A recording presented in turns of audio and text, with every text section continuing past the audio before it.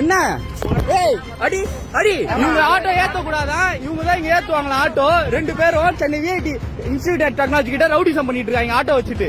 இதான் இவங்க ஆட்டோ. யார் ரவுடிசம் பண்றா?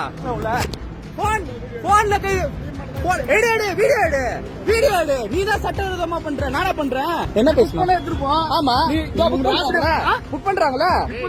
புக் பண்ணனால எடுப்பா புக் பண்ணால கையெடு. பேருங்க போலீஸ் போன் போடுங்க, போலீஸ் போன் பண்ணுங்க. ராபிடோ தான், ஊபர்ல புக் பண்ணுங்க, ஊபர்ல புக் பண்ணுங்க வாங்க. இல்ல அடி ஸ்டாண்ட் எங்க இருக்கு? ஸ்டாண்ட் எங்க இருக்கு? எங்க இருக்கு ஸ்டாண்டு? அங்க இருக்க ஸ்டாண்டுக்குலாம் வரக்கூடாது. இது ஸ்டாண்டா? இது ஸ்டாண்டா? இது என்ன ரவுடிசம் பண்றீங்களா ஆட்டோ வச்சுட்டு? இன்னைக்கு வருவேன், நீங்க வீடியோ எடு. யாரும் தெரியாம பேசுற நீனு. இன்னைக்கு என்ன பண்ணுவ? அடி போறியா? அடி போறேன். ஸ்டாண்ட் எல்லாம் இங்க இல்ல, நீ சொல்ல கூடாது. இங்க பாருங்க ஸ்டாண்டே இல்ல. இவங்க 2 பேரும் ரவுடிசம் பண்ணிட்டு இருக்காங்க. சொல்லுங்க எடுக்கிறாரு. என்ன என்ன எல்லாம் கம்பியிட போறீங்க இப்போ, எல்லாம் கம்பியிட போறீங்க. வீடியோவை எடனி என்ன பண்ணிடுவ?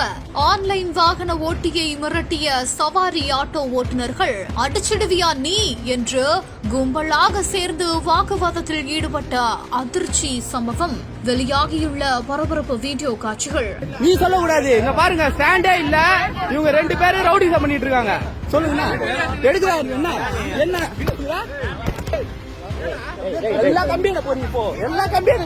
காஞ்சிபுரம் மாவட்டம் ஸ்ரீபெரும்புதூர் அடுத்த குன்றத்தூர் சாலையில ஆன்லைன் வாகன ஆட்டோ ஒன்னு சென்று கொண்டிருக்கும் பொழுது அந்த பகுதியில நின்று கொண்டிருந்தவங்க ஆட்டோவை நிறுத்தி சவாரி ஏறதுக்கு வந்திருக்காங்களாமா. அப்போ அந்த பகுதியில் இருக்கக்கூடிய ஆட்டோ ஸ்டாண்ட் ஓட்டுநர்கள் ஆன்லைன் வாகன ஓட்டிய தடுத்து நிறுத்தி தகராறுல ஈடுபட்டதா சொல்லப்படுது. அது மட்டும் இல்லாம ஆன்லைன் ஆட்டோ ஓட்டுநரை தாக்கி இருக்கிறதாகவும் சொல்லப்படுது.